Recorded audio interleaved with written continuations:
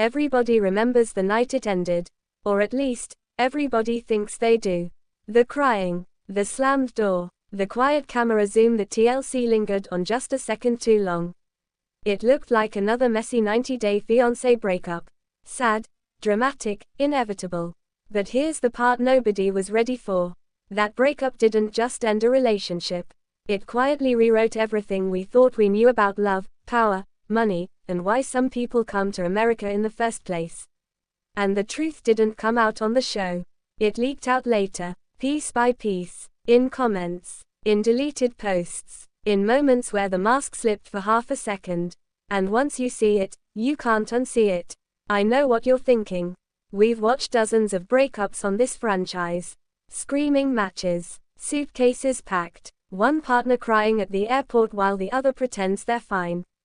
So why should this one be different? I had the same reaction at first. I thought it was just another couple that couldn't survive the pressure. Another, love wasn't enough, story. But then messages started showing up. Fans noticed details that didn't add up. Old interviews started hitting differently. And suddenly, that breakup scene didn't feel like the end of a relationship anymore. It felt like the beginning of a cover-up. If you've ever watched 90 Day Fiancé and felt like something important was being left out, you're not crazy. And if you've ever stayed up way too late scrolling comments, trying to figure out who was lying and who was hurting, you're exactly who this story is for. And yeah, if you're one of the people who keeps coming back for these uncomfortable truths TLC never fully explains, you're in the right place here. Let's go back to the beginning. Before the tears, before the chaos, before the internet chose sides. When they first appeared, they were framed as opposites in love. One American, stable, older, financially secure, at least on paper.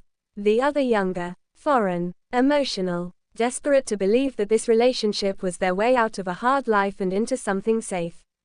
TLC sold it as a fairy tale with obstacles. Different cultures, different expectations, but deep down, even early on, there was a power imbalance nobody wanted to talk about. Money was always the quiet third person in their relationship.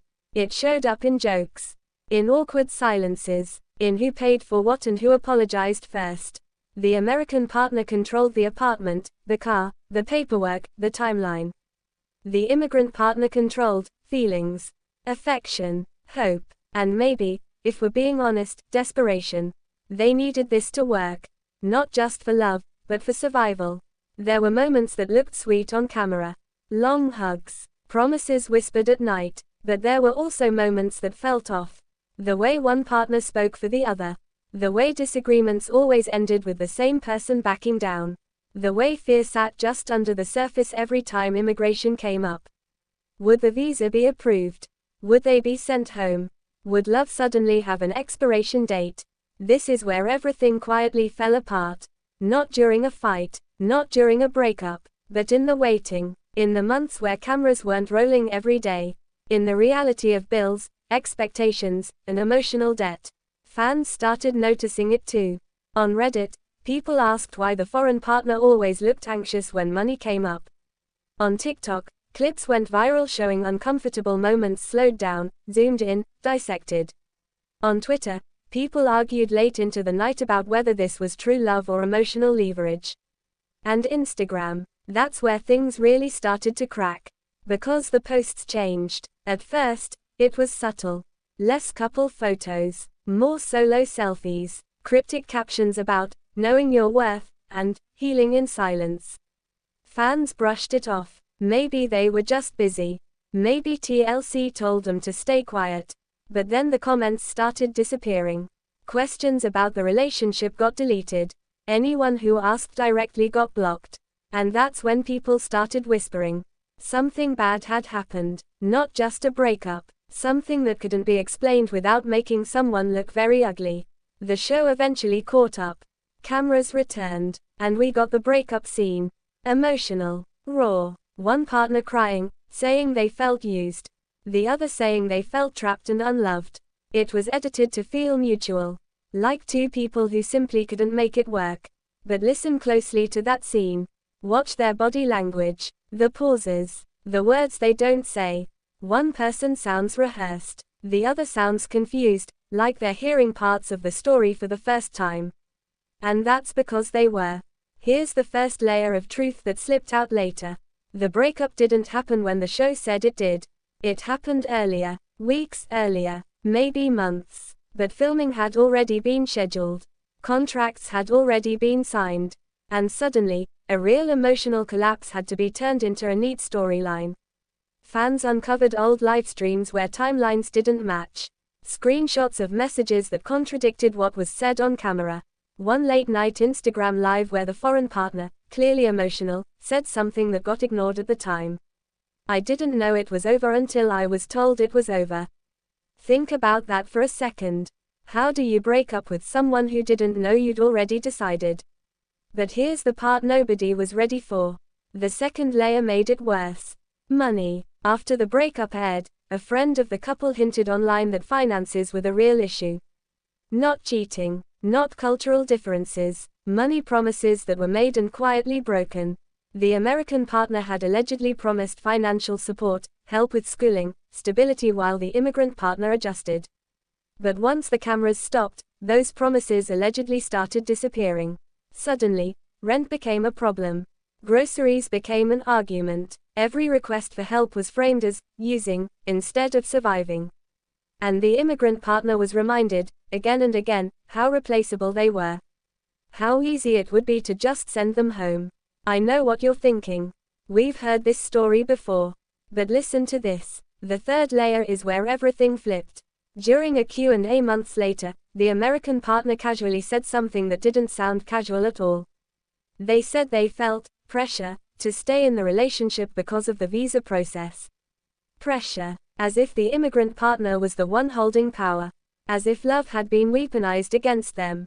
Fans lost it. Comments exploded. People asked how someone with citizenship, money, and control over paperwork could feel pressured by someone with nothing but hope. The internet didn't buy it. And neither did former cast members who quietly liked comments calling it emotional manipulation. Then came the receipts. Old texts. Leaked voice notes. Nothing officially confirmed, but enough to paint a picture. A pattern of threats disguised as concern. I just don't know if I can do this anymore. I don't want to be responsible for you. Maybe you'd be happier back home. Each message hitting harder than the last. This is where viewers had to ask themselves an uncomfortable question. Was this love, or was this control? And just when people thought it couldn't get worse, the mid-story twist hit. A producer anonymously confirmed what many suspected. The breakup scene was reshot. Not recreated exactly, but guided. Lines suggested. Emotions nudged in a certain direction. Not to fake feelings, but to shape blame. To make sure audiences didn't walk away angry at the wrong person. Because one narrative was safer, cleaner, better for everyone involved except the person who had the least power to speak up. The fourth layer of truth is the most heartbreaking. After the breakup, while the American partner leaned into sympathy and healing, the immigrant partner went silent. No big interviews, no tell-all confession tour. Just vague posts about starting over. Fans assumed they were fine. But later, a close friend revealed they were struggling. Mentally, financially, emotionally. The breakup didn't just end a relationship. It pulled the floor out from under their entire future. Imagine moving your whole life across the world for someone. Depending on them not just emotionally, but legally. And then finding out the relationship ended long before you were told, and your pain had already been scheduled for TV. And now we're at the fifth layer. The one that still divides fans. Months after everything aired, someone noticed something strange. The American partner had already moved on. Quickly. Too quickly. New relationship. New photos. New captions about, finally feeling free. And when fans did the math, timelines overlapped. Not technically cheating, but emotionally, that's where it gets messy. Because if the relationship was already over in their mind, but not in reality, then who was being honest? And who was being protected? This breakup changed everything because it exposed something uncomfortable about the franchise. Not every villain looks cruel. Not every victim cries the loudest. Sometimes the real damage happens quietly, behind NDAs and edited confessionals. So now I want to ask you something. When you watched that breakup the first time, who did you believe? And knowing everything you know now, would you choose the same side? Or does it feel different when you realize one person got a platform, and the other got silence? That question is still tearing the fandom apart. And maybe that's why this story refuses to fade. Because there's no clean ending. No clear winner. Just a relationship that didn't just break two people, it changed how viewers see love, power, and truth on reality TV forever. So tell me, was this a mutual breakup under impossible pressure? Or was it a quiet betrayal hidden behind good editing and better excuses? I'll be reading the comments.